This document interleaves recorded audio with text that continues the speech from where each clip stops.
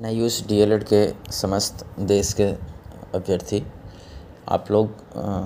जिस तरह से कल MA पर मध्य प्रदेश सरकार के MA पर BEd वर्सेस DLED का जो फाइनल जजमेंट आया क्लैरिफिकेशन का,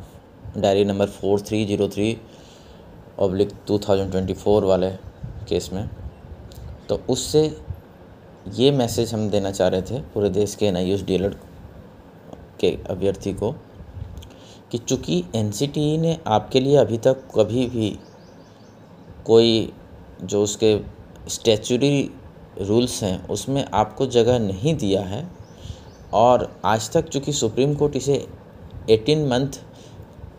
ही बोलता है, इसको इक्वली 24 मंथ के बोलता नहीं है, तो जितना जल्दी हो सके पूरे देश के NIOS DLED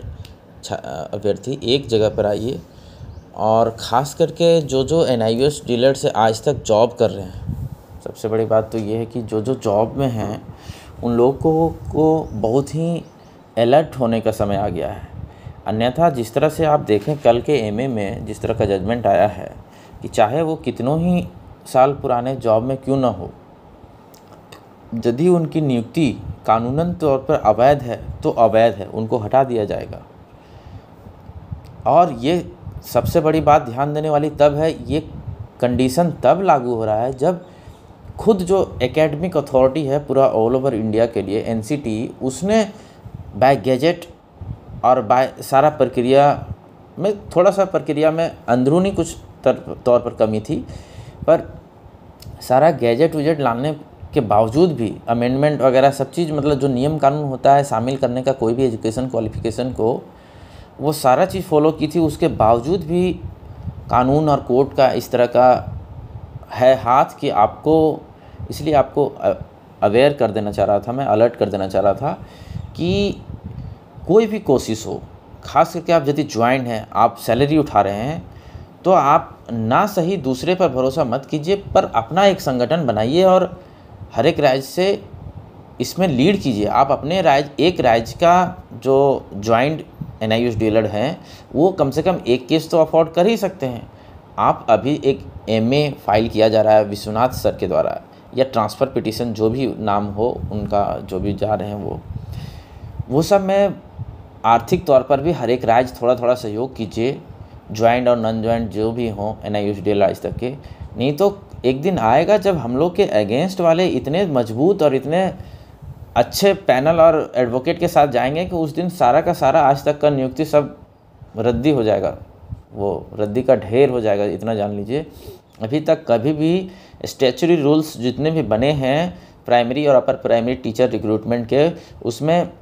हर जगह 2 इयर्स DLED है, तो वो ईयर वर्ड इतना ज़्यादा इम्पोर्टेंट है ना, वो वर्ष समय जिसको जो बोल रहा है, समय का जो बोध करा रहा है,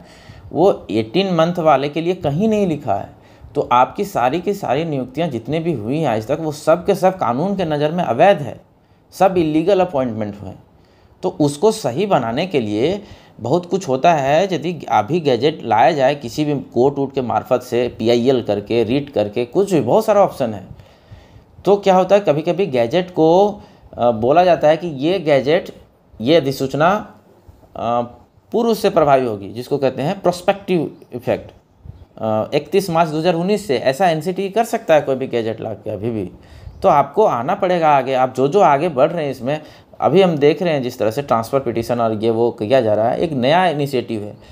लोगों को हाई कोर्ट से होते हुए जाने में टाइम है, तब तक थोड़ा बहुत फंडिंग वंडिंग करके सभी राज्य इसमें सहयोग कीजिए। अन्यथा जो ज्वाइंट NIOS DLED हैं वो कभी भी रोड पर आ सकते हैं, यदि हमारा विपक्ष जिस दिन बढ़िया और मजबूत और तेज़ तरार लोग सामने आ जाएंगे ना, उस दिन आप समझ लीजिएगा चीज़ों को, क्या होता है अपॉइंटमेंट और क्या होता है इलीगल अपॉइंटमेंट में अंतर। चलिए ठीक है, आप लोगों को अवेयर करना था कि आप लोग ही एक नया से फ्रेश रीड कीजिए, चाहे कुछ जाइए कीजिए, हाथ पर हाथ धरे मत बैठिए, नहीं तो कभी भी समय बीत जाएगा, फिर पछताने के सिवा कुछ नहीं रहेगा उस समय। ओके।